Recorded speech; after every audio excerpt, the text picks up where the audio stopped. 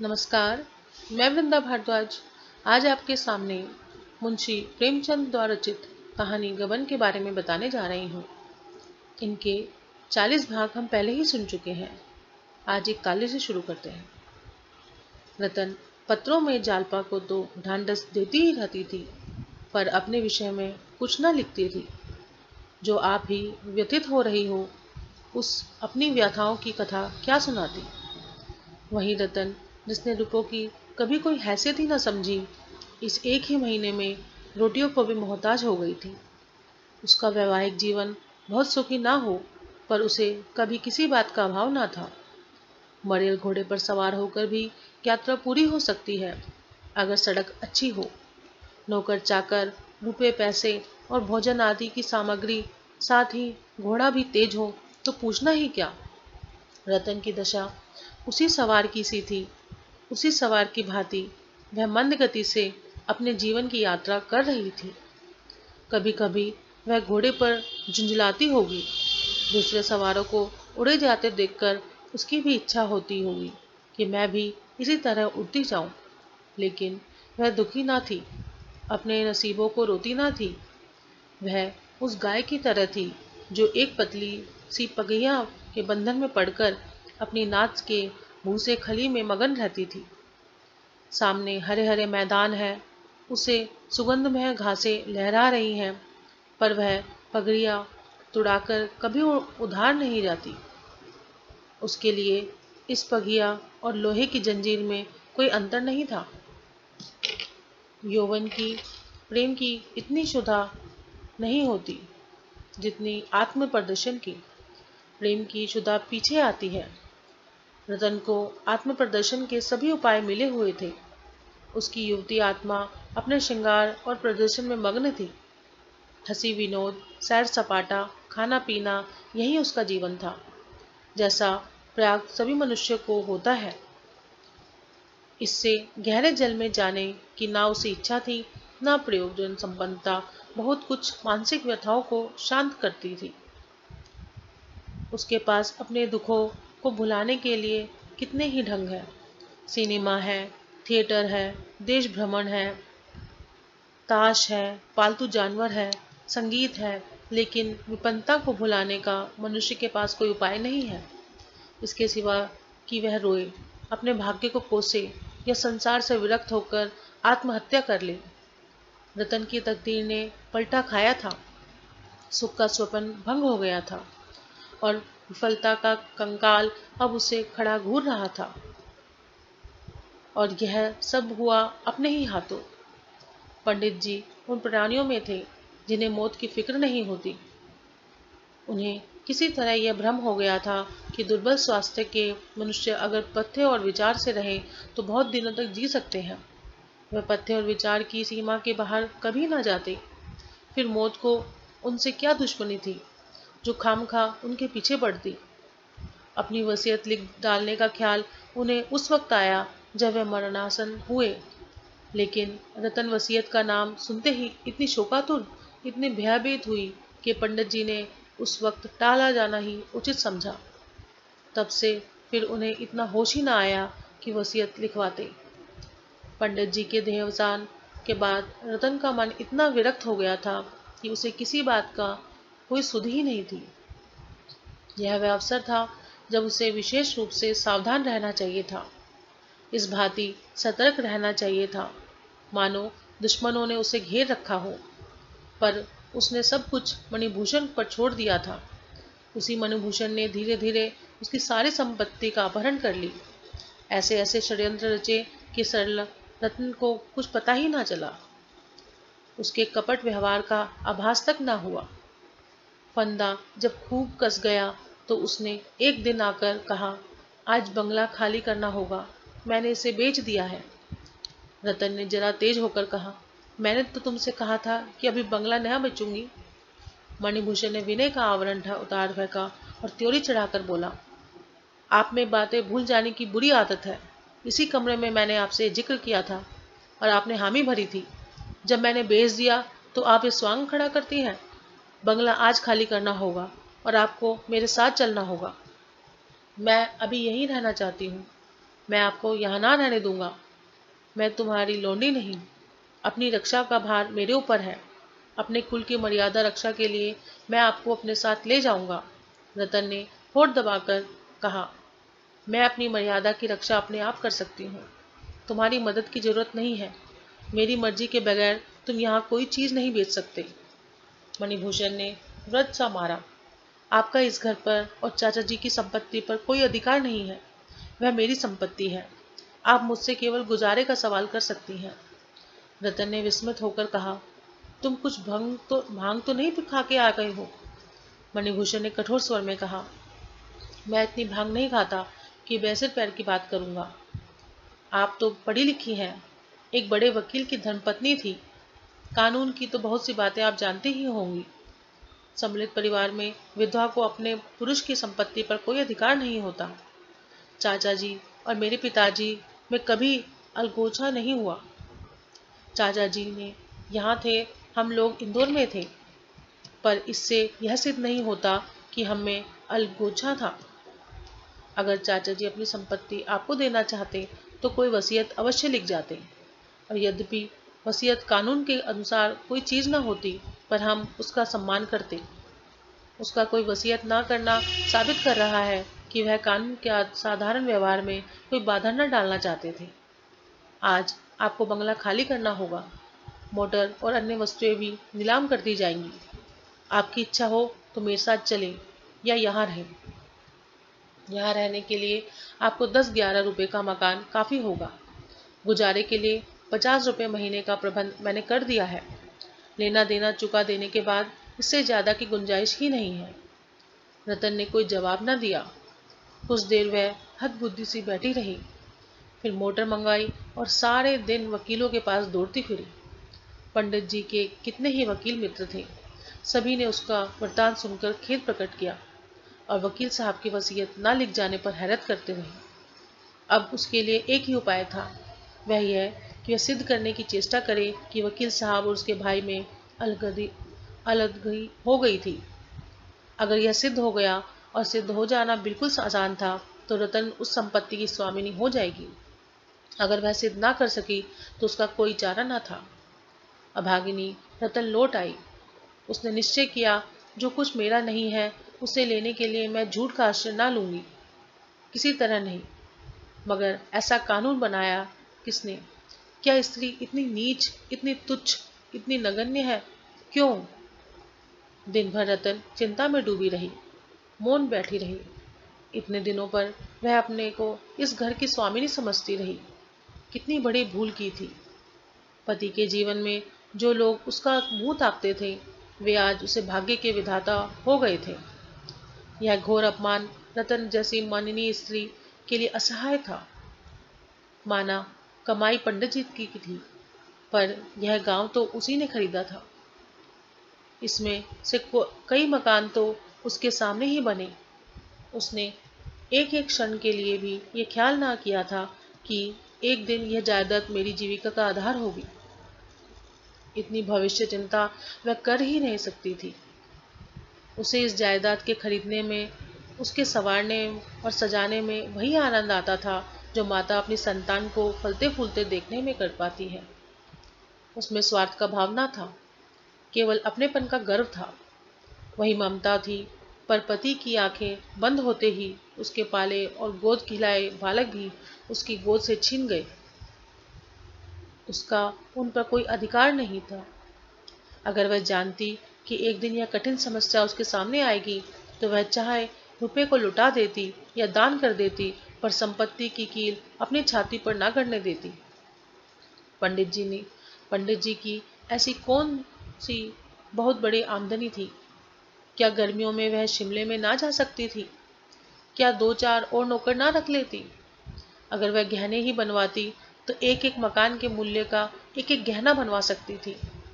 पर उसने इन बातों को कभी उचित सीमा से आगे न बढ़ने दिया।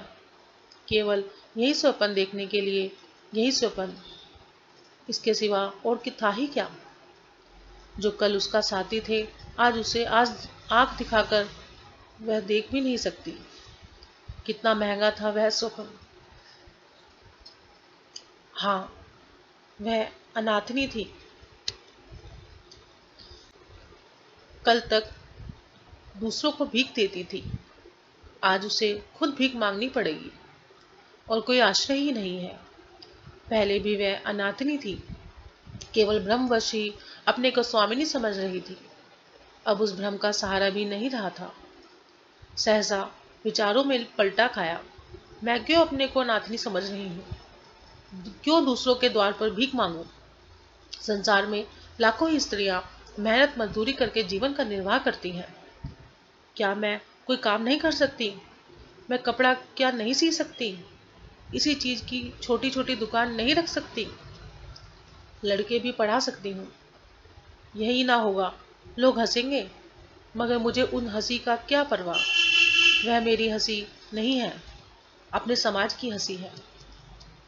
शाम को द्वार पर कई ठेले वाले आ गए। मणिभूषण ने आकर कहा, चाची जी, आप जो जो चीज कहें लदवा कर भिजवा दूं। मैंने एक मकान ठीक कर लिया है। रतन ने कहा, मुझे किसी चीज की जरूरत नहीं है, न तुम मेरे लिए मकान लो। जिस चीज पर मेरा कोई अधिकार ही नहीं, वह मैं हाथ से नहीं छूंगी। मैं अपने घर में कुछ लेकर नहीं आई थी, उसी तरह लौट जाऊंगी। मणिभूषण ने लज्जित होकर कहा, आप सब कुछ है, यह आपका कैसे कहती हैं कि आपका कोई अधिकार ही नहीं है? आप वह मकान देख लें, 15 रुपये किराया है। मैं समझता हूँ आपको कोई कष्ट ना होगा। जो जो चीजें वहां आप कहें मैं वहां पहुंचा दूंगा। रतन ने व्यंग में आंखों से देखकर कहा, तुमने 15 रुपये का मकान मेरे लिए व्यर्थ लिया। इतना बड़ा मकान लेकर मैं क्या करूंगी? मेरे लिए एक कोठरी ही काफी है, जो 2 रुपये में मिल जाएगी। सोने के लिए जमीन ही क्या, दया का बोझ सिर पर जितना कम हो उतना ही अच्छा। मणिभूषण ने बड़े विनम्र भाव से कहा, आखिर आप चाहती क्या है, उसे कहिए तो। रतन ने उत्तेजित होकर कहा, मैं कुछ नहीं चाहती। मैं इस घर का एक तिनका भी अपने साथ ना ले जाऊंगी। जिस चीज पर मेरा कोई अधिकार ही नहीं, वह मेरे लिए वैसी ही है जैसे किसी गैर आदमी की चीज। मैं दया की भिखारिन ना बनूंगी। तुम इन चीजों के अधिकारी हो, ले जाओ, मैं जरा भी बुरा ना मानूंगी। दया की चीज ना जबरदस्ती ली जा सकती है, ना जबरदस्ती दी जा सकती है। संसार में हजारों विधवाएं हैं जो मेहनत मंजूरी करके अपना निर्वाह कर रही हैं। मैं भी वैसे ही करूँ, मैं भी उसी तरह मजदूरी करूंगी, और अगर ना कर सकूंगी तो किसी गड्ढे में डूब जाऊंगी। जो अपना पेट भी ना पाल सके, उसे जीते रहने का, दूसरों का बोझ बनने का कोई हक नहीं है। यह कहती हुई रतन घर से निकली और द्वार की ओर चली। मणिभूषण ने उसका रास्ता रोककर कहा, अगर आपकी इच्छा ना हो तो मैं बंगला अभी ना बेचूं। रतन ने जलती हुई आंखों से उसकी ओर देखा। उसका चेहरा तनमनाया हुआ था। आंसुओं के उमड़ते हुए वेग को रोककर बोली, मैंने कह दिया, इस घर की किसी चीज पर मेरा नाता नहीं है। मैं किराए की लोंडी थी। लोंडी का घर से क्या संबंध? ना जाने किस पापी ने यह कानून बनाया था। अगर ईश्वर कहीं है तो उनके यहाँ कोई न्याय होता तो एक दिन उसी के सामने उस पापी से पूछूंगी, क्या तेरे घर में माँ बहन ना थी? तुझे उसका अपमान करते लज्जा ना आई? अगर मेरी जबान में इतनी ताकत होती कि सारे देश में उसकी आवाज पहुंचती, तो मैं सब स्त्रियों से कहती, बहनों, किसी सम्मिलित परिवार में विवाह मत करना, सम्मानित परिवार में विवाह मत करना, और अगर करना हो तो जब तक अपना घर अलग ना बना लो, चैन की नींद मत सोना। यह मत समझो कि तुम्हारे पति के पीछे उस घर में तुम्हारा मान होगा, और अगर तुम्हारे पुरुष ने कोई लड़का नहीं छोड़ा तो तुम अकेली रहो, चाहे परिवार में एक ही बात है। तुम अपमान और मजदूरी से नहीं बच सकती। अगर तुम्हारे पुरुष ने कुछ छोड़ा है तो अकेली रहकर तुम उसे भोग सकती हो। परिवार में रहकर तुम्हें उसका हाथ धोना पड़ेगा। परिवार तुम्हारे लिए फूलों की सेज नहीं, कांटों की शैया है। तुम्हारा पार लगाने वाली नौका नहीं, तुम्हें निगल जाने वाला जंतु है। संध्या हो गई थी। गर्द से भरी हुई फागुन की वायु चलने लगी। आंखों में धूल झोंक रही थी। रतन चादर संभालती सड़क पर चली जा रही थी। रास्ते में कई परिचित स्त्रियों ने उसे टोका। कई ने अपनी मोटर रोक ली और उसे बैठने को कहा, पर रतन को उनकी सदहता इस समय बाण सी लग रही थी। वह तेजी से कदमों को उठाती हुई जालपा के घर चली जा रही थी। आज उसका वास्तविक जीवन आरंभ हुआ था। भाग 42। ठीक ठीक 10 बजे जालपा और देवी दीन कचहरी पहुंचे। दर्शकों की काफी भीड़ थी। ऊपर की गैलरी दर्शकों से भरी हुई थी। कितने ही आदमी बरामदों में और सामने के मैदान में खड़े थे। जालपा ऊपर गैलरी में जा बैठी। देवी दीन बरामदे में खड़ा हो गया। इजलास पर जज साहब के एक तरफ अहलमद था, दूसरी तरफ पुलिस के कई कर्मचारी खड़े थे। सामने कटघरे में बाहर दोनों तरफ के वकील खड़े मुकदमा पेश करने का इंतजार कर रहे थे। मुजरिमों की संख्या 15 से कम न थी। सब कटघरे के इस बगल में जमीन पर बैठे हुए थे। सभी के हाथों में हथकड़ियां थी, पैरों में बेड़ियां। कोई लेटा था, कोई बैठा था, कोई आपस में बात कर रहा था। दो पंजे लड़ा रहे थे, दो में किसी विषय पर बहस हो रही थी। सभी प्रसन्नचित थे। घबराहट, निराशा या शोक का किसी के चेहरे पर चिन्ह भी ना था। 11 बजते बजते अभियोग की पेशी हुई।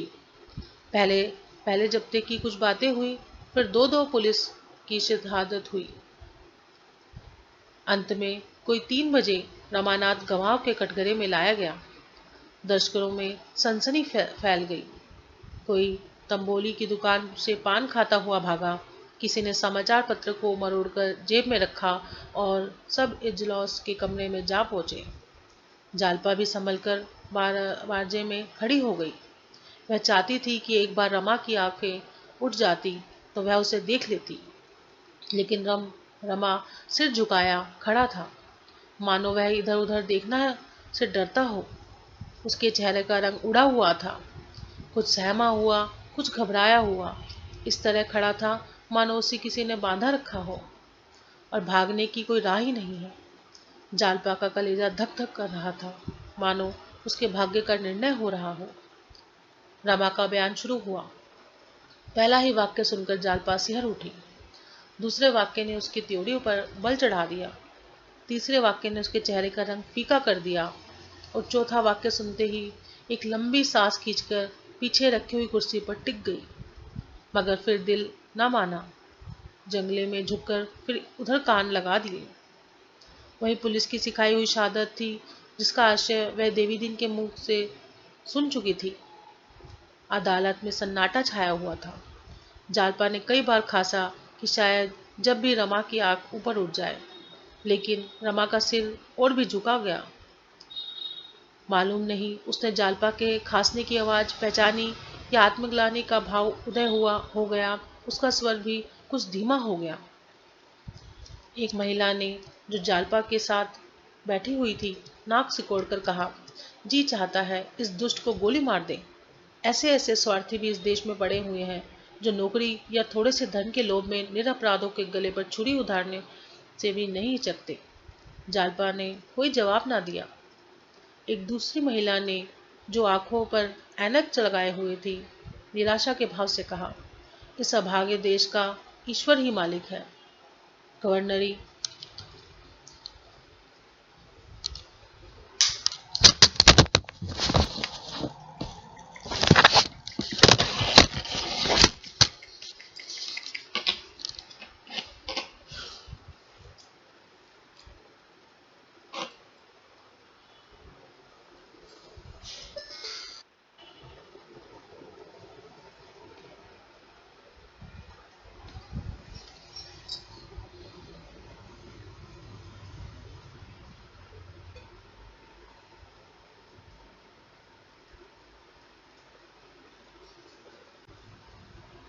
ईश्वर ही मालिक है। गवर्नरी तो लाला को कहीं नहीं मिल जाती। अधिक से अधिक कहीं क्लर्क हो जाएंगे। उसी के लिए अपनी आत्मा की हत्या कर ली।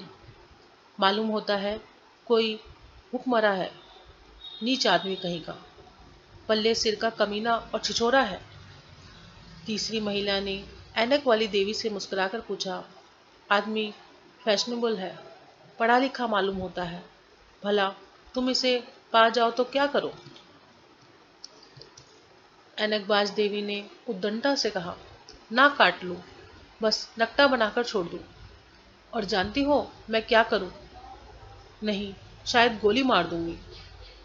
ना, गोली ना मारो, सरे बाजार खड़ा करके 500 जूते लगवाओ, चांद गंजी हो जाए, उस पर तुम्हें जरा भी दया नहीं आएगी?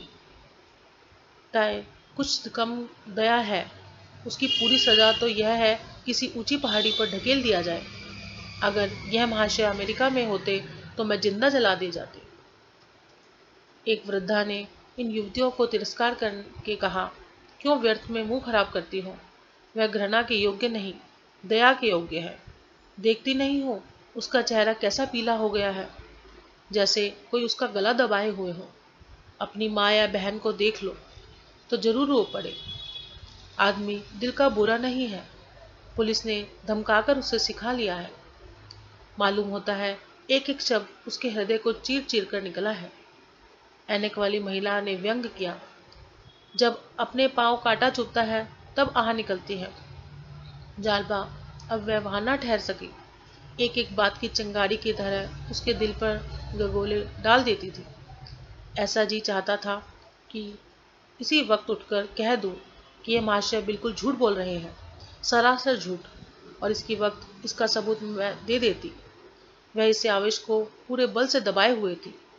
उसका मन अपनी कायरता पर उसे धिक्कार रहा था। क्यों वह इसी वक्त सारा वृतांत नहीं कह सुनाती? पुलिस उसकी दुश्मन हो जाएगी। हो जाए, कुछ तो अदालत को ख्याल होगा। कौन जाने इन गरीबों की जान बच जाए। जनता को तो मालूम हो जाएगा कि यह झूठी शहादत है। उसके मुंह से एक बार आवाज निकलते निकलते रह गई। परिणाम के भय से उसकी जबान पकड़ ली। आखिर उसने वहां से उठकर चले जाना ही अपनी कुशल समझी। देवी दीन उसे उतरते देखकर बरामदे में चला गया और दया से सने हुए स्वर में बोला, क्या घर चलती हो बहू जी? जालपा ने आंसुओं के वेग को रोककर कहा, हाँ, यहाँ अब नहीं बैठा जाता। हाथे के बाहर निकलकर देवी दीन ने जालपा को सांत्वना देने का इरादे से कहा, पुलिस ने जिसे एक बार बूटी सुंघा ली उस पर किसी दूसरी चीज का असर नहीं हो सकता। जालपा ने घृणा भाव से कहा, यह सब कायरों के लिए है। कुछ दूर दोनों चुपचाप चलते रहे। सहसा जालपा ने कहा, क्यों दादा, अब और तो कहीं अपील ना होगी? कैदियों का यही फैसला हो जाएगा? देवी दीन इस प्रश्न का आशय समझ गया। बोला, नहीं, हाई कोर्ट में अपील हो सकती है। फिर कुछ दूर दोनों चुपचाप चलते रहे। जालपा एक वृक्ष की छांव में खड़ी हो गई थी। बोली, दादा, मेरा जी चाहता है आज जज साहब से मिलकर सारा हाल कह दूं। शुरू से जो कुछ हुआ सब कह सुनाऊं। मैं सबूत दे दूंगी, तब तो मानेंगे। देवी दीन ने आंखें गाड़ कर कहा, जज साहब से? जालपा ने उनकी आंखों मिलाकर कहा, हाँ। देवी दीन ने दुविधा में पड़कर कहा, मैं इस बारे में कुछ नहीं कह सकता बहू जी। हाकिम का वास्ता, ना जाने चित पड़े या पट। जालपा बोली, क्या पुलिस वालों से यह नहीं कह सकता कि तुम्हारा गवाह बनाया हुआ है? कह तो सकता है। तो आज मैं उससे मिलूं? मिल तो लेता। चलो दरियाती करते हैं, लेकिन मामला जोखिम है। क्या जोखिम है बताओ? भैया पर कहीं झूठी गवाही का इल्जाम लगाकर सजा कर दे तो कुछ नहीं, जो जैसा करेगा वैसा भोगेगा। देवी दीन ने जालपा की इस निर्ममता पर चकित होकर कहा, एक दूसरा खटका है, सबसे बड़ा डर उसी का है। जालपा ने उद्यत भाव से पूछा, वह क्या? देवी दीन, पुलिस वाले बड़े कायर होते हैं। किसी का अपमान कर डालना तो उनकी दिल लगी है। जज साहब पुलिस कमिश्नर को बुलाकर यह सब हाल कहेंगे जरूर। कमिश्नर सोचेंगे कि यह औरत सारा खेल बिगाड़ रही है, इसी को गिरफ्तार कर लो। जज अंग्रेज होता तो निडर होकर पुलिस की तबाही करता। हमारे भाई तो ऐसे मुकदमों में चूक करते करते डरते हैं कि कहीं हमारे ऊपर ही बगावत का इल्जाम ना लग जाए। यही बात जज साहब पुलिस कमिश्नर से जरूर सुनाएंगे। फिर यह तो ना होगा कि मुकदमा उठा लिया जाए, यही होगा कि कलई न खुलने पावे। कौन जाने तुम्ही को गिरफ्तार कर ले। कभी कभी जब गवाह बदलने लगता है या कलई खुलने पर उतारी होती है तो पुलिस वाले उनके घर वालों को दबाते हैं। इसकी माया अपरंपार है। जालपा सहम उठी। अपनी गिरफ्तारी का उसे भय न था, लेकिन कहीं पुलिस वाले रमा पर अत्याचार ना करें, इस भय से उसे कातर कर दिया। उसे इस समय ऐसी थकान मालूम हुई मानो सैकड़ों कोस की मंजिल मारकर आई हो। उसका सारा साहस बर्फ के समान पिघल गया। कुछ दूर चलने के बाद देवीदीन ने पूछा, अब तो उसे मुलाकात ना हो सकेगी। देवीदीन ने पूछा, भैया से? हाँ, किसी तरह नहीं, पहरा को कड़ा कर दिया जाएगा, चाहे उस बंगले को ही छोड़ दिया जाए। और अब उससे मुलाकात हो भी गई तो फायदा क्या? अब किसी तरह अपना बयान नहीं बदल सकते, दरोगा गलतफहमी में फंस जाएंगे। कुछ दूर चलकर जालपा ने कहा, मैं सोचती हूँ घर चली जाऊँ, यहाँ रहकर अब क्या करूँगी। देवीदीन ने करुणा भरी आंखों से देखकर उससे कहा, नहीं बहू, अभी मैं ना जाने दूंगा। तुम्हारे बिना अब हमारा यहाँ पल पर जी नहीं लगेगा। बुढ़िया तो रो रो कर प्राण ही दे देगी। अभी यहाँ रहो, देखो क्या फैसला होता है। भैया को इतना कच्चे दिल का आदमी नहीं समझता था। तुम लोगों की बिरादरी में सभी सरकारी नौकरी पर जान देते हैं। मुझे तो कोई 100 रुपया भी तलब दे तो नौकरी ना करूं। अपने रोजगार की बात ही दूसरी है। इसमें आदमी कभी थकता ही नहीं। नौकरी में जहाँ 5 से 6 घंटे लगते हैं, देह टूटने लगती है, जमाइयाँ आने लगती हैं। रास्ते में और कोई बातचीत ना हुई। जालबा का मन अपनी हार मानने के लिए किसी तरह से भी राजी न था। वह परास्त होकर भी दर्शक की भांति यह अभिनय देखने में संतुष्ट न हो सकती थी। वह उस अभिनय में सम्मिलित होने पर और अपना पार्ट खेलने के लिए विवश हो रही थी। क्या इस बार फिर रमा से मुलाकात न होगी? उसके हृदय में उन जलते हुए शब्दों का एक सागर उमड़ रहा था जो वह उससे कहना चाहती थी। उसे रमा पर जरा भी दया न आती थी, उसे रत्ती भर भी सहानुभूति न होती थी। वह उससे कहना चाहती थी, तुम्हारा धन और वैभव तुम्हें मुबारक हो। जालपा उसे पैरों से ठुकराती है। तुम्हारे खून से रंगे हाथों के स्पर्श से मेरी देह में छाले पड़ जाएंगे। जिससे धन और पद के लिए अपनी आत्मा बेच दी, उस मैं मनुष्य नहीं समझती। तुम मनुष्य नहीं हो, तुम पशु भी नहीं हो, तुम कायर हो, कायर। जालबा का मुखमंडल तेजमय हो गया था। गर्व से उसकी गर्दन तन गई। यह शायद समझते होंगे जालपा जिस वक्त मुझे जब्बेदार पगड़ी बांध घोड़े पर सवार देखेगी, फलीना समझेगी। जालपा इतनी नीच नहीं है। तुम घोड़े पर नहीं, आसमान पर उड़ो। मेरी आंखों में हत्यारे हो, पूरे हत्यारे। जिसने अपनी जान बचाने के लिए इतने आदमियों की गर्दन पर छुरी चलाई। मैंने चलते चलते समझाया था, उसका कुछ असर ना हुआ। ओह, तुम इतने धन लोलुप हो, इतने लोभी हो, कोई हर्ज नहीं। जालपा अपने पालन और रक्षा के लिए तुम्हारी मोहताज नहीं है। इन्हीं संतप्त भावनाओं में डूबी हुई जालपा घर जा पहुंची। अगर आपको कहानी अच्छी लगी हो तो इसे लाइक और सब्सक्राइब जरूर कीजिएगा। शेष हम अगले पार्ट में सुनेंगे। धन्यवाद।